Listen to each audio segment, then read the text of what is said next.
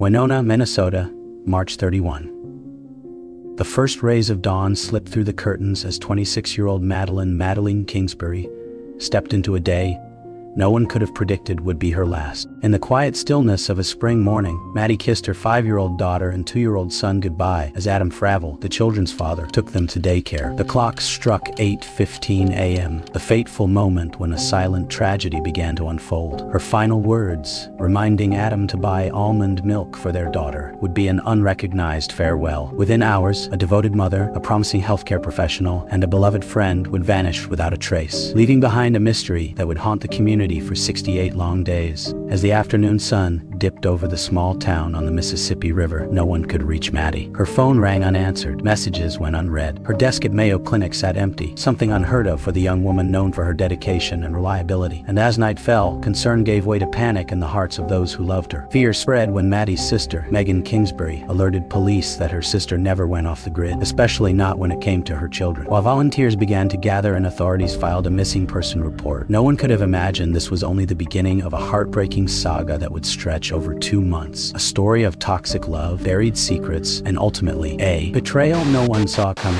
Maddie Kingsbury was born and raised in Winona, Minnesota. She stood out for her academic excellence, radiant smile, and warm, approachable personality. Former classmates remembered her as someone always ready to help, whether solving a tough math problem or offering a listening ear during hard times. After graduating high school with honors, Maddie attended Winona State University, where she met Adam Fravel at a student party. The relationship developed quickly, and not long after graduation, they welcomed their first child, a beautiful baby girl. 2 years later, their young son was born, completing their little family picture. Despite having 2 children together, Maddie and Adam never married. According to close friends, Maddie had considered ending the relationship many times, but stayed for the sake of the children. They lived in a home in Winona, where Maddie created a cozy and loving space for her family, pouring her heart into raising her kids. Professionally, Maddie was building a promising career at Mayo Clinic, one of the world's leading hospitals, while also pursuing a graduate degree. Colleagues described her as dedicated, professional, and eager to learn, with a rare gift for connecting with patients and making them feel truly cared for. But behind the picture-perfect exterior, thriving career, lovely home, adorable children, was a far more complex and painful reality. As the investigation into Maddie's disappearance progressed, a troubling picture began to emerge about her relationship with Adam Fravel. What initially appeared to be a couple jointly raising children turned out to be a toxic environment, with reports of control, emotional abuse, and even threats of violence. Maddie Kingsbury later revealed that in the months leading up to her disappearance, Maddie had begun to open up more about the state of her relationship. What she shared painted a disturbing picture of her daily life. Adam often belittled her, called her offensive names, and criticized everything from her parenting to her clothing. Financial control and scrutiny over her spending were frequent sources of conflict. A particularly alarming incident occurred about 6 months before Maddie vanished. During an argument, Adam referenced the case of Gabby Petito, a young woman murdered by her boyfriend during a 2021 camping trip, in a way Maddie interpreted as a veiled threat. She texted a close friend shortly afterward, expressing her fear that Adam was hinting no one would find her if he decided she needed to disappear like Gabby. Though friends begged her to leave immediately, concerns over custody kept her in place.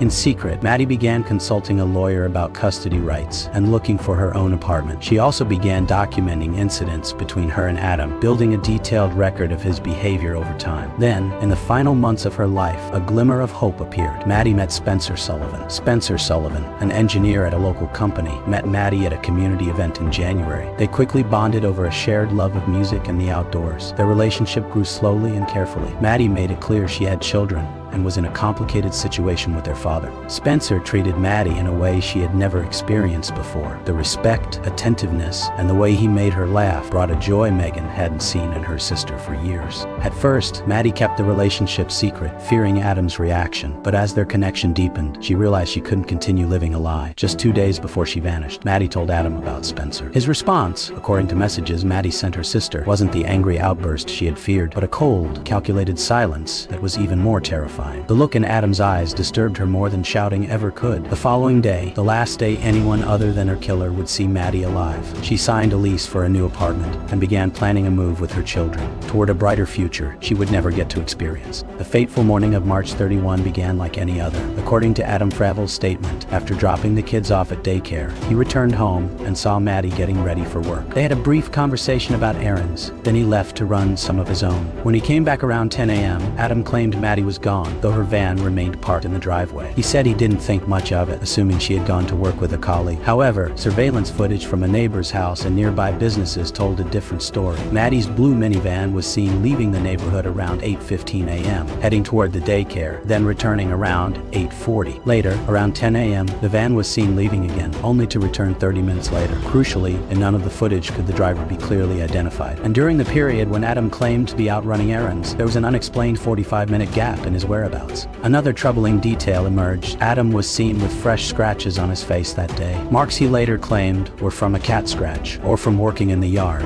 As the day passed without any word from Maddie, her loved ones grew increasingly alarmed. She wasn't answering calls or texts. She missed an important online meeting for her graduate program. Most telling of all, she didn't pick up her children from daycare, something everyone who knew Maddie said she would never forget, no matter the circumstances. That evening, a friend went to check on Maddie's home and found it empty. The door was unlocked, her phone and wallet were still inside, but there was no sign of her. That's when police were finally called, marking the beginning of a 68-day investigation. News of Maddie Kingsbury's disappearance quickly spread across Winona and beyond the borders of this small riverside town. Within 24 hours, a large-scale search effort was launched, with hundreds of volunteers joining the police in a determined attempt to find clues about the young woman's fate. Mayor Scott Sherman personally participated in the search efforts, not only as an official, but as a concerned citizen. In press conferences, he emphasized that Maddie was a part of the Winona community, and this community always looks after its own. Megan Kingsbury, Maddie's younger sister, became the tireless driving force behind the search campaign. Using TikTok and other social media platforms, she raised awareness about her sister's case, attracting national attention and rallying thousands of volunteers. Megan's video appeals went viral, racking up millions of views and fueling a search effort she vowed wouldn't end until her sister was found. Search teams scoured Winona and surrounding areas, checking every park, forest, river, and even abandoned buildings. Posters with Maddie's smiling face appeared on shop windows, lampposts, and bulletin boards, reminding everyone of a young woman who was missing. During this time, Adam Fravel issued a public statement through his lawyer, denying any involvement in Maddie's disappearance and claiming he was just as devastated as anyone else. He also made a Facebook post expressing hope that Maddie would return safely and urging anyone with information to contact the police. However, to Maddie's close friends and family, something felt off about Adam's response.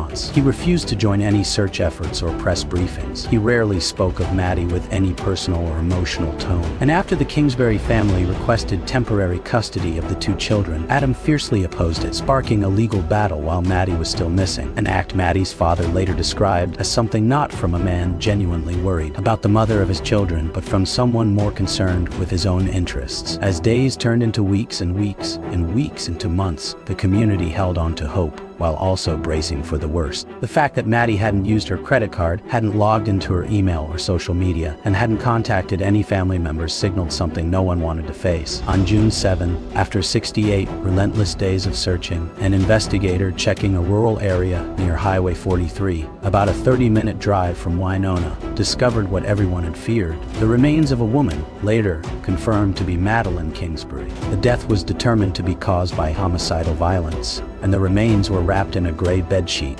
identical to one from Maddie and Adam's home that was now missing. This was the first definitive clue linking Adam to the crime. Adam Fravel was arrested the same day and charged with second-degree murder. Later, the charge was upgraded to first-degree murder as additional evidence emerged, including location data from his phone, placing him at the site where Maddie's body was found on the day she went missing. One especially chilling detail came to light. The surveillance cameras in Maddie and Adam's home had been removed the morning she vanished. Court records also revealed that Adam had made a disturbing Google search on his phone the night before Maddie disappeared. How long does it take for a body to decompose? Evidence that the crime had been premeditated. Adam's family quickly came to his defense, insisting he was innocent and urging investigators to focus on Spencer Sullivan, the man Maddie had recently started dating. However, Spencer had a rock-solid alibi for the day Maddie disappeared. He was out of state for work. As the final hours of Maddie's life gradually came into focus, a heartbreaking picture emerged. A young mother, trying to build a new life for herself and her children, killed by the very man she once trusted and shared her life with. Investigators believe Adam carried out the act after dropping the children off at daycare, returning home, and attacking Maddie. He then allegedly used her van to transport her body to the remote site where it was eventually discovered, before returning to Winona and continuing life as if nothing had happened, a cruelly calculated plan that could not remain hidden forever from justice. Madeline Kingsbury's funeral was held on a rainy day in June, with hundreds gathering to remember the young woman who had touched so many lives. The memories shared focused not on her tragic death, but on the meaningful life she had lived. Friends and co-workers remembered Maddie as someone with a remarkable gift for listening and understanding. She gave her presence fully, whether to patients, her children, or her friends. Colleagues at Mayo Clinic spoke of how Maddie voluntarily mentored new employees, not out of obligation, but from a genuine desire to lift others up. Spencer Sullivan, the man with whom Maddie had begun a new and hopeful relationship, shared their plans for the future. They had dreamed of taking the kids camping that summer. Maddie had been excited to watch her children discover the beauty of nature, dreams that would now never come true. Perhaps the most touching tribute came from Megan, who had tirelessly led the search for her sister. Standing before the crowd at the funeral, she said Maddie should not be remembered by how she died, but by how she lived, with compassion, courage, and unconditional love for her two beautiful children. The world, she said, was a better place because Maddie had been in it, even for such a short time, and everyone who had the chance to know her was luckier than words could express. Maddie's two children, now motherless and with their father facing murder charges, currently live with the Kingsbury family. They are too young to fully grasp what has happened, but old enough to know their mother will never return. The 5-year-old often asks her grandparents whether mommy is in heaven and if she can send her a letter. Questions so innocent, they break the hearts of every adult around them. Today, a scholarship fund has been established in Maddie's name at Mayo Clinic, where she worked with passion. Each year, it will support a medical student pursuing a path of community service, a way to ensure her spirit and legacy live on. In Winona, a small memorial garden has been created where children can laugh and play, the sound Maddie loved most in the world. Every March 31st, the community gathers there to release purple balloons, her favorite color, and remind everyone that while tragedy can strike, love and memory never fade. The Maddie Kingsbury case forever changed the Winona community, raising awareness about domestic violence and the importance of recognizing warning signs. Many local organizations have since created support groups for victims of domestic abuse, named Maddie's Wings, a way to help other women escape dangerous situations before it's too late. Maddie's death became a wake-up call about the reality of domestic violence and the struggles many victims face in seeking help. As her story was broadcast nationwide, countless individuals reached out to domestic violence hotlines for advice and support in their own situations. The Winona Police Department has since partnered with experts to develop new training programs to help officers identify early warning signs of domestic abuse. Special focus has been placed on more subtle forms of abuse often overlooked, such as financial control, social isolation, and emotional manipulation, the kinds of abuse Maddie silently endured for far too long. After losing her sister, Megan Kingsbury turned her grief into action. She founded the Madeline Kingsbury Foundation, a nonprofit dedicated to helping victims of domestic violence safely plan their escape. The foundation offers emergency financial aid, temporary housing, and legal counseling, critical resources that Maddie had been seeking in her final months. People often ask why Maddie didn't leave sooner, Megan shared during a speech at a domestic violence conference. But they don't understand that leaving is often the most dangerous time for victims. When you have children, the decision becomes even more complicated. My sister was planning a safe exit. She did everything right. She just ran out of time. Experts in domestic violence have pointed out that Maddie's case follows a heartbreaking pattern. Abuse often escalates when a victim attempts to end the relationship. Maddie informing Adam about her new relationship may have been the catalyst for his violent actions, a phenomenon known as separation violence, which researchers have identified as one of the most dangerous periods for domestic violence victims. As Adam Fravel's trial approaches, the public is left wondering how someone could hide such cruelty for so long. On the surface, Adam seemed like an ordinary father, a law-abiding citizen with no criminal record. But deeper investigation revealed a troubling pattern of behavior that had gone on for years. Former classmates of Adam from high school described him as moody and jealous in relationships. An ex-girlfriend came forward saying she experienced the same controlling behaviors Maddie described. Adam dictated who she could talk to, where she could go, and frequently read her messages without permission. In the months following his arrest, investigators uncovered disturbing digital evidence on Adam's computer. His search history included not only how long does it take for a body to decompose, but also how to permanently delete data from a phone, places with no surveillance cameras near Winona, and do bed sheets decompose. The evidence suggested Adam had carefully planned his crime, possibly for days before Maddie vanished. The removal of security cameras from their home that morning wasn't impulsive. It was part of a calculated plan. Forensic psychologists consulted in the case provided deep insights into Adam's psychology. They pointed out that a combination of controlling tendencies, intense jealousy, and a belief that he had ownership over Maddie created a situation ripe for deadly violence. When Maddie began building a more independent life, searching for a new apartment, starting a new relationship, and preparing to leave, Adam perceived it as a threat to his control. For people like Adam, explained Dr. Rachel Moore, an expert in forensic psychology, they would rather see their object of obsession dead than free and happy with someone else. That's not love, it's possession in its most dangerous form. While Adam Fravel became the focal point of public disgust, another figure in this tragic story also bore a personal burden. Spencer Sullivan, the man with whom Maddie had begun to build a new future. Initially, Spencer faced suspicion from some members of the community and Adam's family, who attempted to redirect attention away from Adam and toward him. But Spencer's alibi was airtight. He was in Colorado for work on the day Maddie disappeared, thousands of miles away, with multiple witnesses confirming his presence. As the truth about Adam's crime gradually emerged, Spencer opened up to the media about his brief but meaningful relationship with Maddie. They had met at a local charity event and instantly formed a deep connection. Spencer was drawn to her intelligence, sense of humor, and the way Maddie spoke of her children with boundless love. "We were just getting started," Spencer said in a rare interview, "but I could see a future with her. Maddie deserved the happiness she was searching for. She deserved a chance to live her life with love and respect." Spencer became a strong advocate for the Maddie Kingsbury Foundation, frequently speaking at fundraisers and sharing Maddie's story. He also remained close to the Kingsbury family and occasionally visited Maddie's two children, bringing them small gifts and memories of their mother. "I never got the chance to be part of Maddie's life the way we had hoped," Spencer shared, "but I can help ensure her legacy lives on and that her children know just how much their mother loved them." Maddie Kingsbury's case prompted significant changes that extended beyond Winona's borders. Minnesota lawmakers passed the Madeline Act, a law that strengthens protections for domestic violence victims and their children during custody disputes. The law establishes an expedited process for custody cases where domestic violence is indicated, ensuring children are protected while allegations are investigated.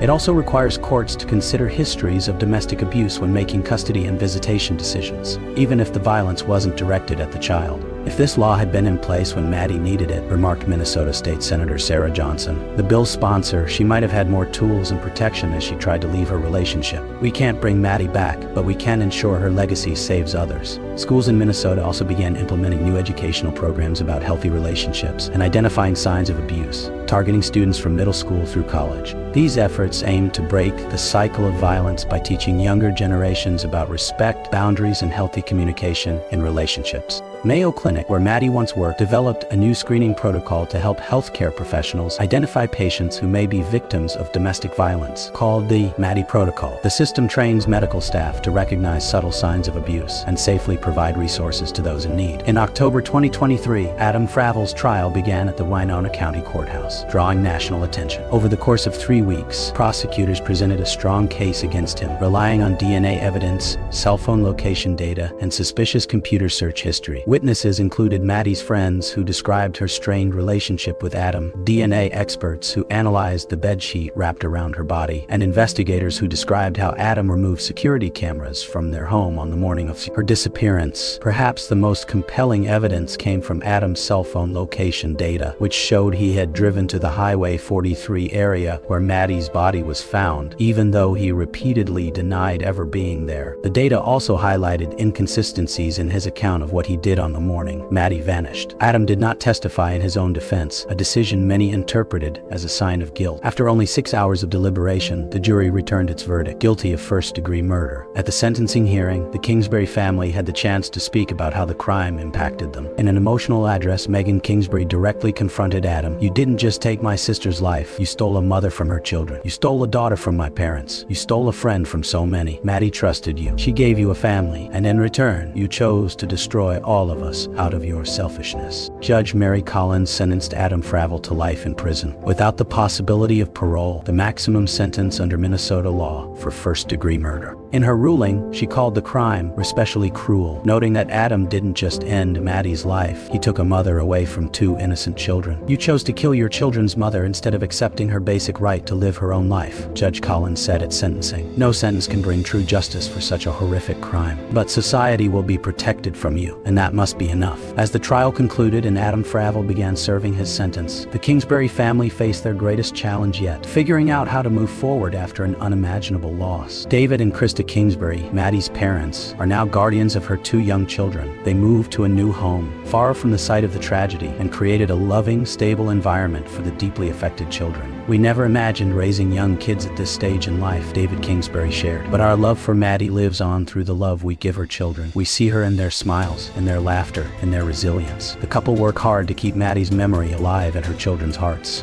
Their home is filled with photos of Maddie, and they regularly tell stories about her. Her love for music, her passion for reading, and the way she always made ordinary days feel special with small gestures. Megan Kingsbury continues to lead the Madeline Kingsbury Foundation, which has now helped hundreds of women escape abusive relationships. Every time the foundation saves a mother, Megan calls it a victory for Maddie. A life saved, children spared the trauma of losing a parent to violence. Spencer Sullivan has moved forward with his life, but remains connected to the Kingsbury family. He established a STEM scholarship in Maddie's name at Winona State University, inspired by Maddie's dream of seeing more women in science, technology, engineering, and math fields. For the Winona community, the case left scars, but also brought strength. Volunteers who once searched for Maddie have since formed an emergency response network, ready to mobilize if someone else goes missing. The police force has improved its response to domestic violence cases, and victim support groups have seen an increase in people seeking help.